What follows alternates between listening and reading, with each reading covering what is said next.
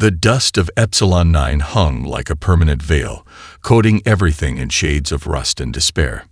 Massive industrial complexes stretched across the horizon, their metal structures a testament to generations of human labor under the watchful eyes of the Galactic Conquests. Elena Rodriguez moved between massive excavation machines, her environmental suit cutting a solitary figure against the desolate landscape. At 32, Elena had spent her entire adult life as a maintenance specialist, responsible for keeping the colony's complex machinery operational. Her hands bore the calluses of countless repairs, her eyes the weariness of someone who had long accepted the limits imposed upon her species. The mining colony was nothing more than a resource extraction point, with humans serving as disposable workers in a vast galactic economy that viewed them as little more than sophisticated machinery. On this particular shift, something felt different. The standard diagnostic routines seemed to whisper rather than hum, and the machinery around her vibrated with an unusual frequency. Elena's fingers traced the worn surface of a maintenance panel, her intuition sensing something beneath the standard operational protocols. The device she discovered was barely recognizable as technology. Buried beneath layers of industrial sediment, it looked more like a fragment of an ancient artifact than a functional communication system. Its metallic surface bore intricate patterns that seemed to shift and change when viewed from different angles. Most workers would have passed it by, but Elena's years of maintenance work had taught her to notice the unusual. Her maintenance toolkit came out almost instinctively. Specialized diagnostic tools typically used for industrial equipment began to interface with the strange device. At first, nothing happened. Then, a subtle pulse of energy rippled through the device, sending a cascade of quantum-encrypted signals that seemed to resonate with the very molecular structure of the equipment around her. "Control, this is Rodriguez." She spoke into her communication system. "I'm detecting an anomalous energy signature in Sector 7 Gamma." Silence greeted her. The standard communication arrays, always reliable, seemed to be experiencing unexpected interference. The device continued to pulse, its internal mechanisms coming to life in a way that defied everything Elena understood about technology. Quantum entanglement theory suggested the possibility of instantaneous communication, but the Concordat had always maintained that such technology was beyond human capability. This device suggested otherwise. Careful not to alert her supervisors, Elena began documenting her findings. Years of working within a strict hierarchical system had taught her the value of discretion. The Concordat was not known for its appreciation of unexpected discoveries, especially those made by human workers. As she worked, the device began to reveal more of its complexity. Holographic interfaces flickered to life, displaying communication nodes that seemed to span far beyond the confines of the mining colony. Elena realized she was looking at something more than a communication device. It was a network, dormant but waiting to be activated. Her hands moved carefully, each connection revealing another layer of complexity. The device was not just a piece of technology. It was a key to something much larger than the limited existence humans had been granted by the Concordat. Outside the maintenance bay, the endless dust of Epsilon 9 continued to swirl. Workers moved about their prescribed tasks, unaware that everything was about to change. Elena Rodriguez stood at the threshold of a discovery that would reshape the understanding of human potential.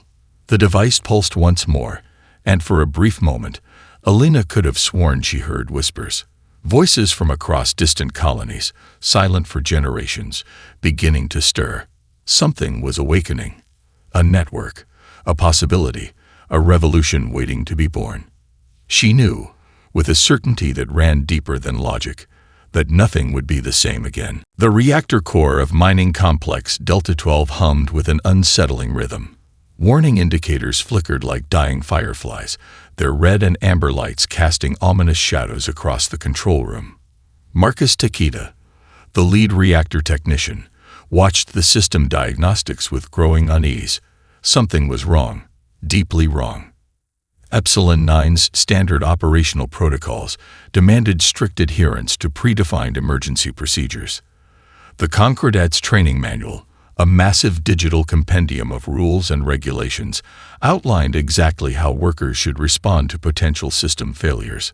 But Marcus knew that manuals rarely accounted for the chaotic reality of industrial systems.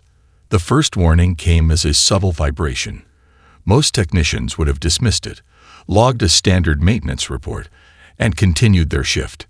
Marcus closed his eyes, feeling the machine's heartbeat through the metal floor beneath his feet. Something was about to give way. Reactor cores on mining colonies were not simple machines. They were complex ecosystems of energy conversion, designed to extract and process minerals from the planet's core. Each system was a delicate balance of thermal dynamics, quantum energy conversion, and structural integrity. One miscalculation could mean total catastrophic failure. Team, prepare for Emergency Protocol Alpha 7. Marcus spoke into the communication system. His voice remained calm, but his hands moved with practiced precision. Technicians throughout the complex began securing critical systems, their movements synchronized by years of shared training. The vibration intensified. Fracture lines began to appear in the primary containment shield, quantum stress indicators pushing beyond their design tolerances. Marcus realized they had minutes, perhaps less, before a complete reactor meltdown that would destroy not just the complex, but potentially half the colony's critical infrastructure. Traditional emergency protocols would involve evacuation and containment, but Marcus saw something different. Where others saw a system failing, he saw a complex puzzle waiting to be solved. His mind raced through multiple scenarios. The reactor's quantum energy matrix was destabilizing, but not in a way the standard diagnostic systems could predict. He began to reconfigure the energy distribution networks, creating improvised quantum buffers that diverted energy along paths the original designers had never considered. Other technicians watched in a mixture of confusion and awe. Marcus moved between control panels, his fingers dancing across multiple interfaces. He was rewriting the reactor's operational parameters in real time, creating adaptive solutions that defied the Concordats' rigid technological frameworks. The first major energy surge hit. Standard systems would have triggered an automatic shutdown, which would have meant certain destruction. Instead, Marcus redirected the energy, creating a dynamic resonance field that absorbed and redistributed the quantum stress. Sweat beaded on his forehead. Each decision was a calculated risk, each movement a potential salvation or catastrophic failure. The reactor core continued to pulse, its internal systems fighting against the improvised modifications. Then, suddenly, stability. The warning indicators fell silent. The reactor's energy matrix stabilized, its quantum signatures returning to optimal levels. Marcus stood back, watching the systems normalize in a way that should have been impossible according to every technical manual and training protocol. Around him, technicians stared in disbelief. They had just witnessed something extraordinary, a human solving a problem that was supposed to be beyond their capability. The Concordats' technological systems, designed with the assumption of human limitation, had been fundamentally challenged. News traveled quickly through the underground communication networks Elena had discovered. Marcus's improvised solution became more than just a technical achievement. It was a statement, a declaration that human potential was far greater than the roles they had been assigned. In the days that followed, the story spread across human colonies. Workers began to share the account, analyzing the technical details, discussing the innovative approach. It wasn't just about saving a reactor, it was about demonstrating a new way of thinking. The Concordats' monitoring systems picked up the communication patterns. Something was changing. The carefully maintained illusion of human limitations was beginning to crack. Marcus Takeda returned to his quarters, exhausted but resolute. He knew he had done more than save a reactor. He had lit a spark of possibility that would not easily be extinguished. The revolution had begun, not with weapons, but with innovation. Not through destruction, but through the simple, powerful act of solving a problem no one believed could be solved. The underground research facility hummed with a different kind of energy. Nestled beneath the industrial complexes of 3 separate human colonies, this network of laboratories represented humanity's most daring and secretive project. Dr. Aria Chen stood at the center of a holographic display, her fingers tracing complex technological schematics that seemed to dance and reshape themselves with each touch. What had begun as isolated incidents of technological innovation was now becoming a coordinated movement. The story of Marcus Takeda's reactor rescue had spread like wildfire through underground communication networks, inspiring technicians, engineers, and researchers across multiple colonies to push beyond their prescribed limitations. Aria's team represented the best of human potential, experts from diverse backgrounds who had been systematically marginalized by the Concordet's rigid hierarchical system. A quantum physicist worked alongside a mining equipment engineer. A neural network specialist collaborated with a materials science expert. Their differences became their greatest strength. The primary goal was deceptively simple: understand and reverse engineer the technological systems that had kept humans confined. Each piece of Concordat technology became a puzzle to be solved, a challenge to be overcome. Their first major breakthrough came from an unexpected source. Sophia Reyes, a former maintenance technician, discovered a way to modify quantum communication arrays that dramatically increased data transmission capabilities. Where Concordat systems were designed with built-in limitations, her modifications created adaptive networks that could reconfigure themselves in real time. "It's not about breaking their technology," Aria explained during one of their strategy sessions. "It's about understanding the fundamental principles and then reimagining them completely." Holographic displays showed layer upon layer of technological modifications. What had once been standard mining equipment now bristled with adaptive interfaces. Communication devices could now encrypt and transmit information using quantum entanglement techniques that the Concordat believed were beyond human capability. Each modification told a story of human creativity. A thermal management system originally designed for resource extraction was repurposed into a complex neural network interface. An energy distribution module became the foundation for a decentralized communication protocol that could not be easily tracked or controlled. The researchers worked in shifts that blended into one another. Sleep became a secondary concern. The excitement of discovery drove them forward, each breakthrough feeling like another step toward true technological independence. Dr. Miguel Rodriguez, a specialist in adaptive systems, showed Aria a prototype that made her breath catch. "Watch this," he said, activating a small device that seemed to shimmer between physical and quantum states. Traditional Concordat tracking systems rely on fixed-point energy signatures.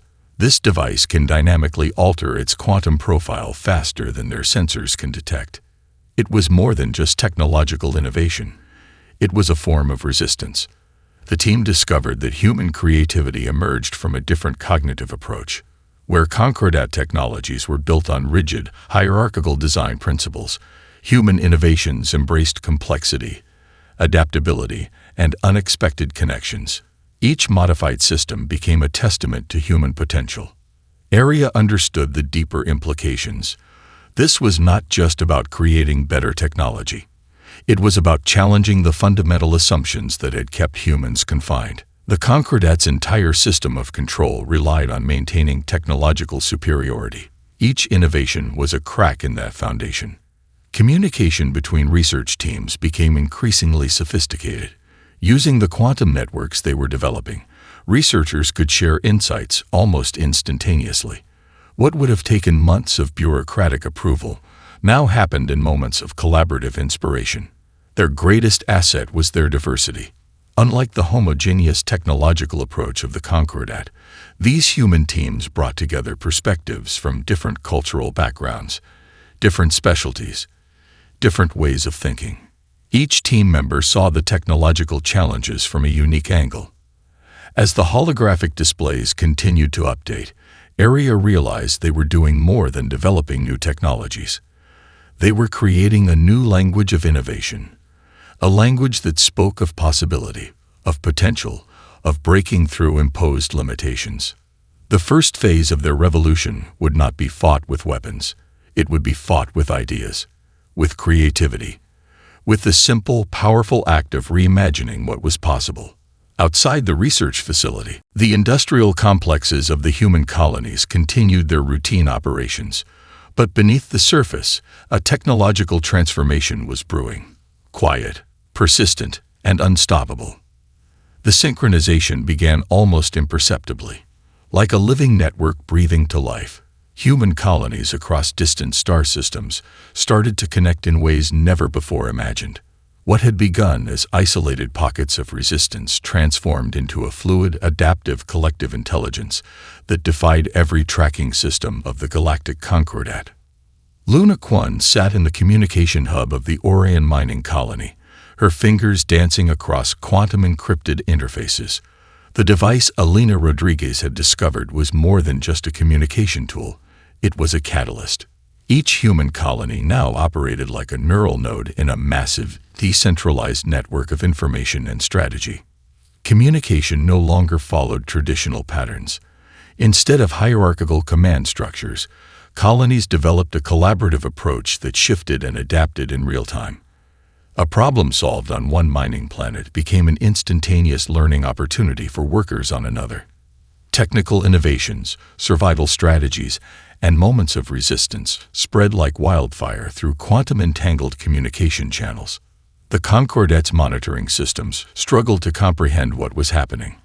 Their technological frameworks were designed to track linear communication patterns, predictable information flows.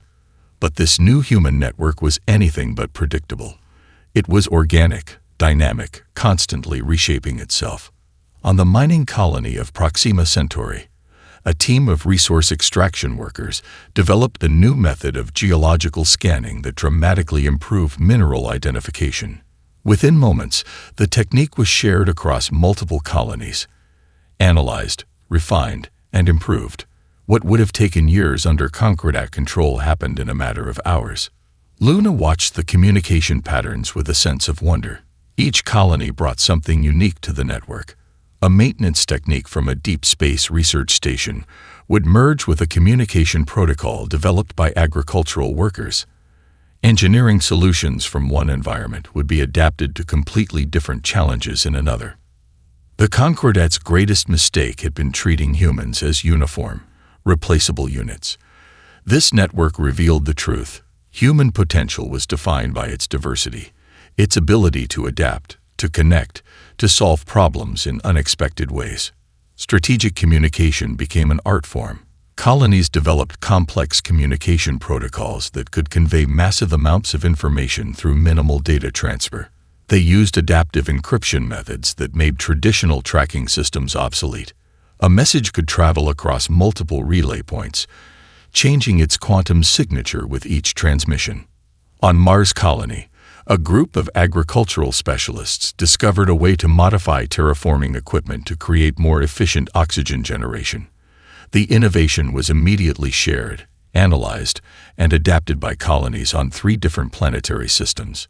What the Concordat saw as isolated worker colonies was transforming into a living, breathing collective intelligence. The network was more than just a communication system. It was a method of survival, of resistance, of reimagining what was possible. Each colony became both a source and a receptor of collective knowledge. Technical challenges, survival strategies, moments of resistance, all became shared resources. Tracking systems operated by the Concordat began to show strange anomalies. Communication patterns that should have been predictable became fluid, adaptive. Attempts to isolate or control individual colonies failed as the network demonstrated an ability to route around interference, to adapt, to persist. Luna understood the deeper significance of what was happening. This was not just a technological revolution. It was a fundamental reimagining of collective potential. Humans were no longer isolated workers in a massive industrial machine. They were becoming something else entirely. A networked intelligence that could respond, adapt, and grow with unprecedented speed. The communication hub pulsed with energy. Quantum-encrypted messages danced across holographic displays, each transmission a testament to human creativity. Luna watched as colonies on opposite ends of the explored galaxy solved complex technical challenges in real time, sharing insights, supporting each other in ways that defied traditional understanding of communication and collaboration. Outside the communication hub, the industrial complexes of the Orion mining colony continued their routine operations. But beneath the surface, a transformation was taking place. Slow, persistent, unstoppable. The Concordat had designed a system of control, but humans had discovered something more powerful: the ability to connect, to adapt, to transform. The synchronized awakening had begun. The Grand Assembly Chamber of the Galactic Concordat stretched beneath massive holographic displays that typically represented the organization's absolute control. Today, those displays flickered with unprecedented uncertainty. Ambassador Krell, a senior member of the Concordat's ruling council, watched in growing alarm as the carefully maintained illusion of galactic stability began to unravel. What had begun as minor disruptions in human-controlled sectors was now revealing itself as a fundamental challenge to the entire existing power structure. The Concordat's intelligence networks could no longer provide consistent information about human colonies.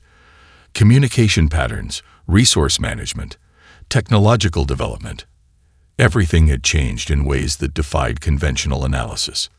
Dr. Elena Rodriguez's name appeared repeatedly in classified reports, not as an individual, but as a catalyst, a symbol of something larger.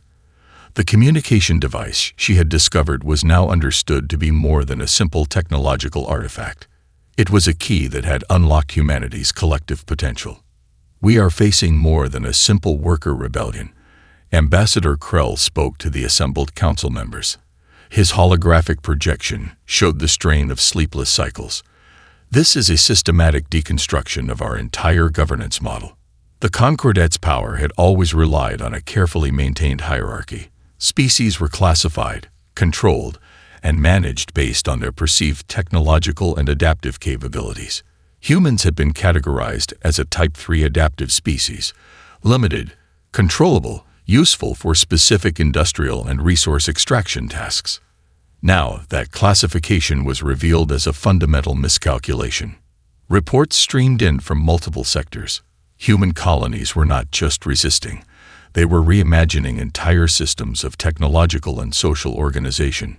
A mining colony in the Ta City system had developed a new approach to planetary resource management that made previous extraction methods look primitive. An agricultural research station had created adaptive terraforming technologies that could transform hostile environments with unprecedented efficiency. Most alarming was the network. The quantum-encrypted communication system developed by human researchers had created something the Concordat had never anticipated: a truly decentralized intelligence. Traditional methods of control relied on centralized communication and resource management. This new human network could route around interference, adapt in real time, and share knowledge faster than any existing system. Ambassador Krell reviewed the latest intelligence reports. Each one revealed another layer of the transformation. Marginalized workers from other species began reaching out to human colonies. The network was not just a human phenomenon. It was becoming a beacon of possibility for oppressed populations across the galaxy.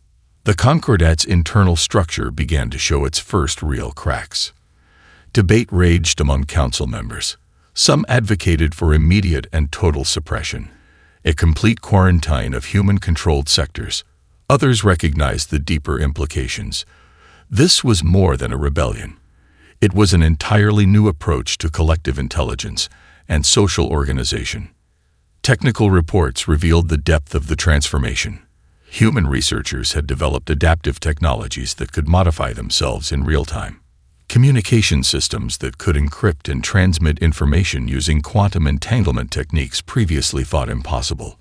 Resource management approaches that created sustainable solutions instead of extraction-based models. "We have systematically underestimated them," one council member noted, her holographic form displaying a mixture of fear and grudging respect. Humans were never just workers. They were a potential waiting to be unleashed. The network continued to expand. Each human colony became a node of innovation, sharing knowledge, adapting, growing. What the Concordats saw as a threat, other marginalized species saw as hope. Reports came in of communication attempts, of shared technologies, of a growing collective that transcended traditional species boundaries. Ambassador Krell understood the profound nature of the challenge. This was not just about human colonies. This was about a fundamental reimagining of how intelligent species could organize, communicate, and grow. The holographic displays continued to update. Each new piece of information revealed another layer of the transformation. The Concordats' carefully maintained illusion of control was crumbling, replaced by something far more complex, far more alive. The galaxy was changing, and humanity was at the center of that change. The battlefield was not defined by traditional weapons or territorial boundaries. Dr. Marcus Tekiva stood in the central strategy hub, surrounded by holographic displays that mapped a conflict unlike any in galactic history. This was a war of ideas, of systems, a fundamental approach to intelligence and cooperation. Human strategists had developed an entirely new approach to conflict resolution, where the Concordat relied on hierarchical command structures and predictable tactical maneuvers. The human network operated like a living, adaptive organism. Each challenge became an opportunity for collective problem-solving. Communication networks transformed into strategic platforms. A technical challenge encountered by researchers on one colony would be simultaneously analyzed by teams across multiple planetary systems. Solutions emerged not from top-down directives, but from a complex, collaborative intelligence that could respond and adapt in milliseconds.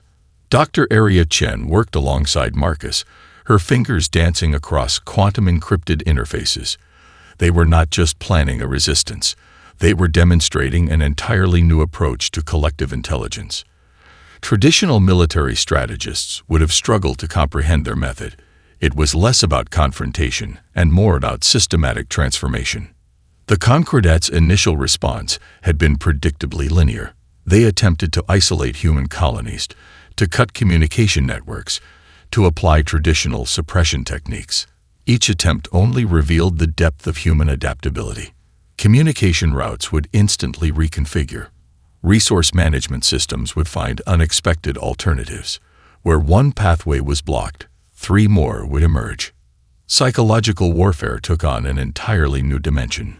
Human teams developed communication strategies that challenged the fundamental assumptions of the Concordats' control systems. They didn't just resist. They reimagined the entire concept of resistance. On the communication hub, holographic displays showed a complex dance of information. Technical innovations, survival strategies, and collaborative solutions moved across planetary systems faster than any traditional communication method. What the Concordats saw as a threat, human researchers saw as an opportunity for collective growth. Marcus understood the deeper strategy. This was not about defeating an enemy. It was about demonstrating a fundamentally different approach to intelligence, to cooperation, to problem-solving. Each interaction became an opportunity to reveal the limitations of the existing galactic system. Marginalized species began to take notice. The human network was not closed. It was adaptive, invitational. Technical solutions, communication protocols, approaches to resource management were shared openly. What had begun as a human movement was transforming into a galactic dialogue. The strategy went beyond traditional conflict resolution. Human teams developed adaptive communication protocols that could translate not just language, but fundamental approaches to problem-solving. A technical challenge solved by agricultural workers on one colony could become a breakthrough for researchers on another planetary system. Dr. Aria Chen's team had developed something extraordinary: communication systems that could dynamically adjust their encryption, routing, and information transfer based on the specific challenges of each interaction. Traditional tracking systems became obsolete. The network was alive, adaptive, constantly transforming. "We're not fighting a war," Aria explained during one strategy session. "We're demonstrating a different approach to collective intelligence. Each interaction is an opportunity to reveal what's possible when diverse perspectives collaborate. The Concordat's monitoring systems showed increasing anomalies. Communication patterns that should have been predictable became fluid, adaptive. Attempts to isolate or control individual colonies failed as the network demonstrated an ability to route around interference, to adapt, to persist. Marcus watched the holographic displays, understanding the profound nature of their approach. This was more than a resistance. This was a reimagining of how intelligent species could communicate, collaborate, grow. Psychological insights became as important as technical solutions. Human teams developed communication strategies that challenged the fundamental assumptions of hierarchical control. They didn't just resist, they invited alternative perspectives, demonstrated collaborative potential. The strategy hub pulsed with energy. Quantum encrypted messages danced across displays, each transmission a testament to human creativity. Colonies on opposite ends of the explored galaxy solved complex challenges in real time, sharing insights, supporting each other in ways that defied traditional understanding of conflict and cooperation. Outside the strategy hub, industrial complexes continued their routine operations. But beneath the surface, a transformation was taking place. Slow, persistent, unstoppable. The Concordat had designed a system of control. Humans had discovered something more powerful, the ability to connect, to adapt, to transform.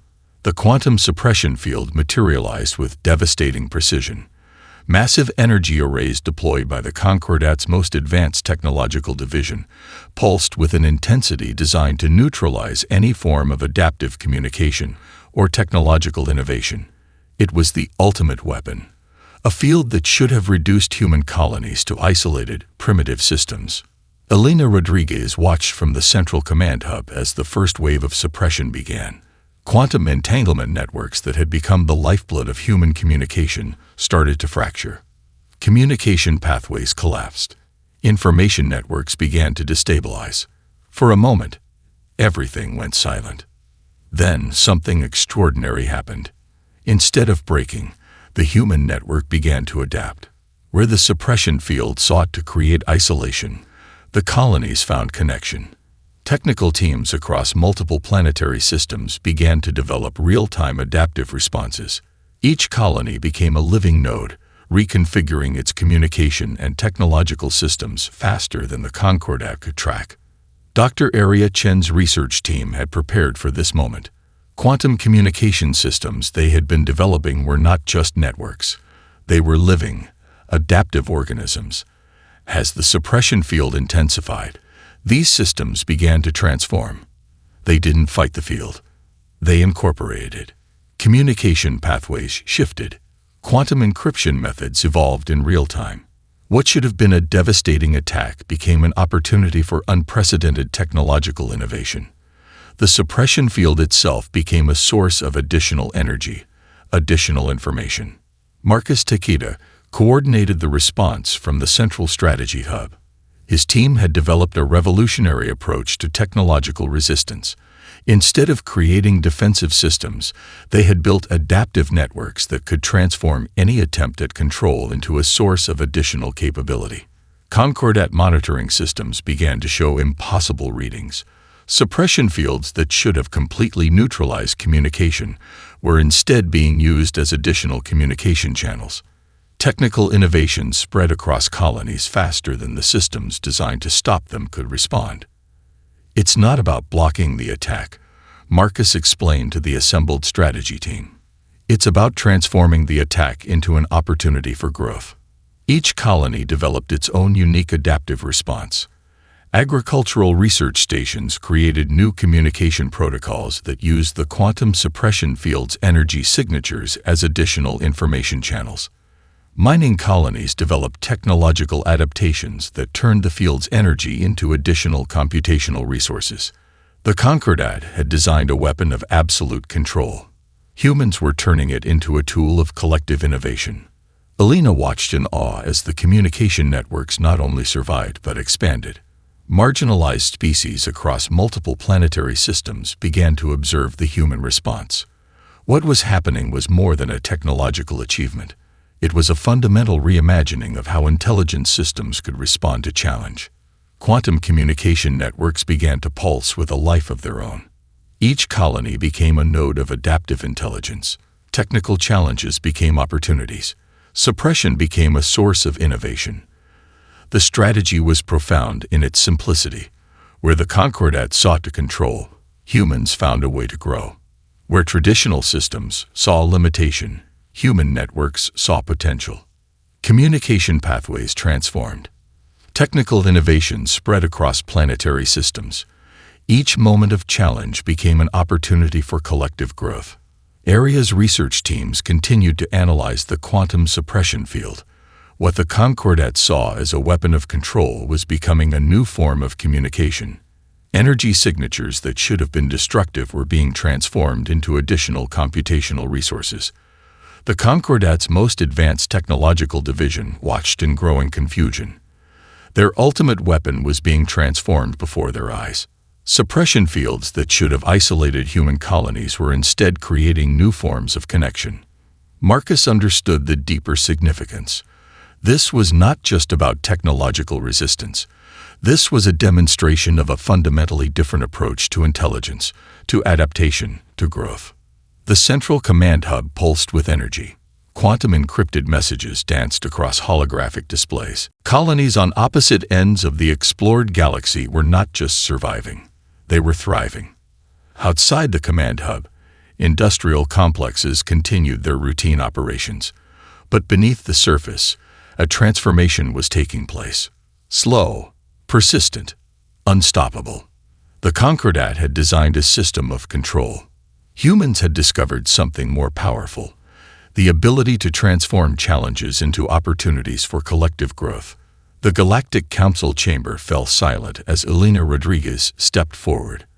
Her presence carried the weight of a transformation that had reshaped the fundamental understanding of collective intelligence.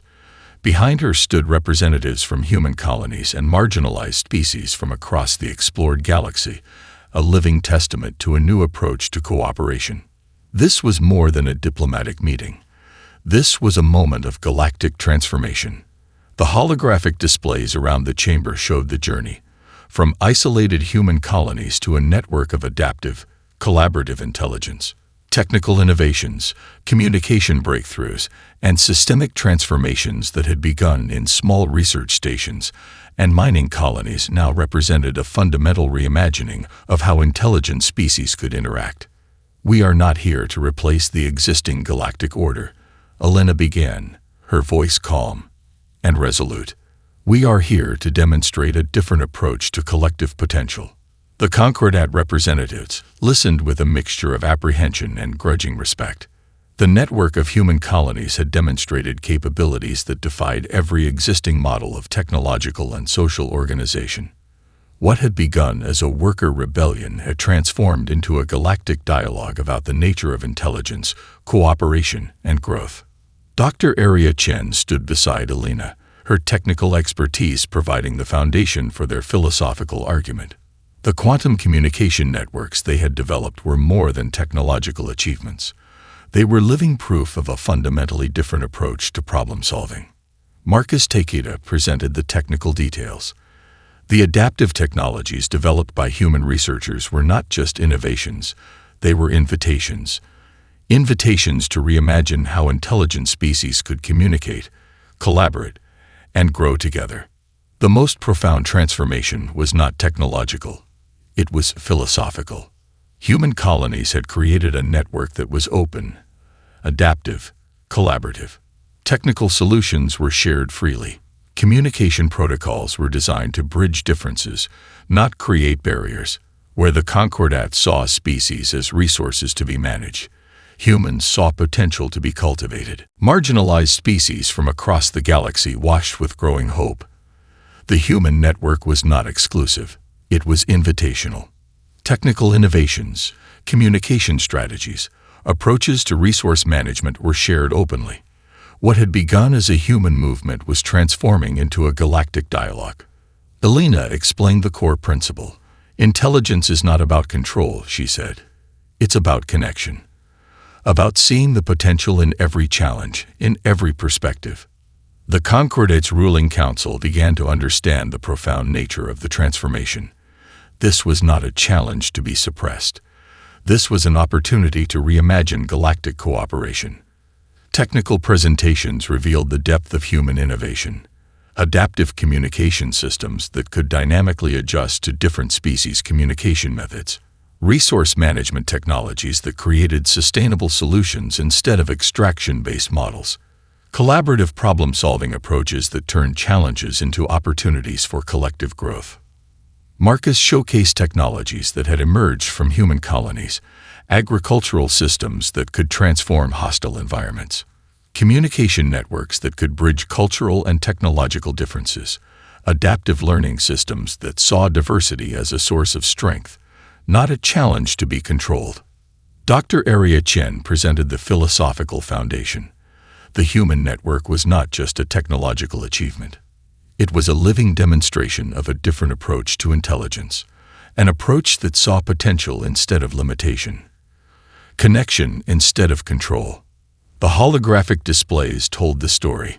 From isolated mining colonies to a networked, adaptive intelligence that spanned multiple planetary systems.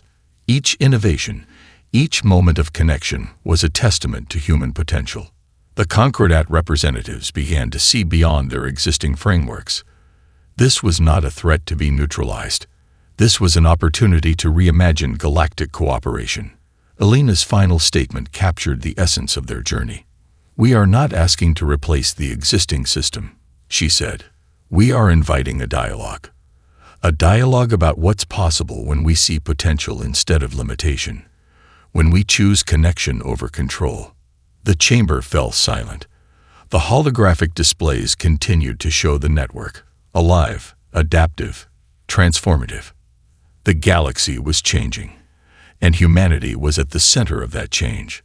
Not through conquest, not through destruction, but through the simple, powerful act of seeing potential in every challenge, in every perspective.